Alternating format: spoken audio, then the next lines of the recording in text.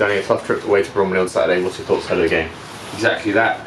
It's going to be a tough. I think they're searching for some form themselves. They've had a few injuries and a few knocks and niggles. I believe they've got a few returning, so they'll be disappointed with Tuesday and dropping the 2 points against Woking, having been 2-0 up. So we know we're probably going to get the backlash of that, and we've got to be up for it because it's a real tough place to go. They've got an unbelievable squad, and they've got a lot of resources at hand, and that makes it a very tough journey. We spoke about defensive partnerships after the game on Tuesday. I'm assuming that would have been the priority in training ahead of the game Saturday.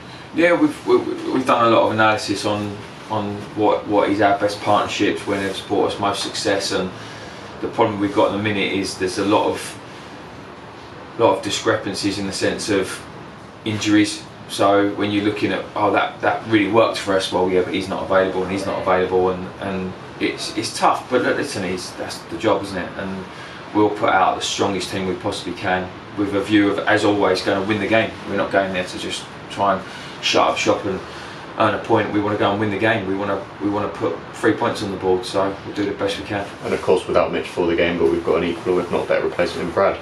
Well, look, I think one of the things having Brad around, and I said this on the post match on Tuesday, is that's why it was so important we kept him, because these things happen and people get opportunities, and Mitch has obviously been given a red card, which makes him unavailable, and Brad's now got an opportunity to step into the fold and secure his place back in the starting lineup. Looking at Bromley, they're just below us in the table. A credible draw against Woking, home place on Tuesday. What's your thoughts on their performance on that?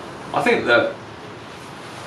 think Neil would probably expect them to be a little bit higher than what they are, with the quality of players that they've got, but it's been a bit of a frustrating time for them in certain ways, because they have been very, very good. I mean, the games we've watched them, they've been superb in some of the games, but not quite got the result they wanted, and we definitely know how that feels. So look, that team's more than capable, and with the staff they've got in place of going on a run and pushing themselves where they need to go, and all we've got to do is make sure that doesn't start on Saturday. And the first time on BT Sport for us this season, does that up the levels of performance at all? I don't know, if I'm honest. I think that some players it probably will. I think other players it actually has an effect. I remember when we went to Torquay last season, and we actually felt in quite good spirits and good form. We went there, and whether it was the cameras or not, 4 or 5 of our players froze. And I think that's sometimes the downside of having a young squad that haven't had experience of being on telly. And you'd like to think it doesn't affect them, but I can't speak for the players. All I can say is that from our perspective, the cameras are irrelevant to me. It's still 11 against 11. It's still on the pitch, and it's just a game of football. But I hope not. I think it's the best answer to that. I hope it doesn't affect them, because it's an important game, and you want to, when you have got an opportunity to be on telly, you want to do yourself justice, and we didn't do that last season, so we kind of owe ourselves one for that. And even with the streams we've been having this season with no fans, maybe they are used to that this season as well, so there's not really any pressure there. Yeah, I think that it's a unique year, isn't it? I mean, like you said, we've played, including cup games, we've had 18, 19, 20 live games. We've been live on telly, albeit it's not BT, but it's still, people are doing great like that. I think the productions that we put together are excellent, so everyone's trying to, we've got lots of mini BT sports going on all over the place, so it's great for the lads. And as I said, I'll be surprised once the whistle goes if they're even thinking about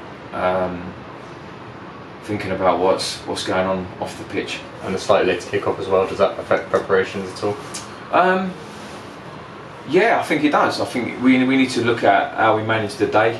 We've been doing our pre-matches on Zoom, and do we change the times of that so we make sure that it's just little things. There's nothing major about it. The bottom line is we play at 7:45 or 7 o'clock, and we've had different kick-off times all season. So I think if we start looking at that, it sounds more like excuses than it does actual real means to have an excuse of what's gone on. You know, I'm going to ask you by this point of the injury update. Craig was obviously out on the pitch doing a bit of running today.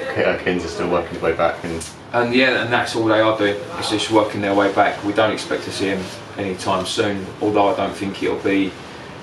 I'm confident both will play a big part towards the back end of the season, and that's the most important thing, because at the end of the day they've got careers, and we've got to make sure that we're putting them first, and making sure that when they do come back, they're back for good as much as you can be in football, and not putting them under any real pressure just because we desperately want them back in the team. But listen, we've put them back in the team now. They're outstanding players, so it's a tough one. But no, look, they're progressing well. I think that's the best way to put it, without giving time frames on it, because I think that'd be unfair on them. And McCormack as well. He's obviously been back in training, a little bit of warming up for him as well. Yeah, so Ross, obviously he's had quite a bad tendon issue, and I think from his perspective he's just biting at the bit, and he keeps sending me pictures of him on his watt bike, and he's working as hard as he can, doing what he can do. So I mean, as I said before, we could end up with having Ross, Kins and Tans all back at the same time, ready for squad selection, which gives me a nice headache.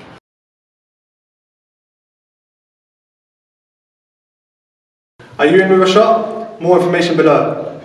Click here for the next video, click here to subscribe.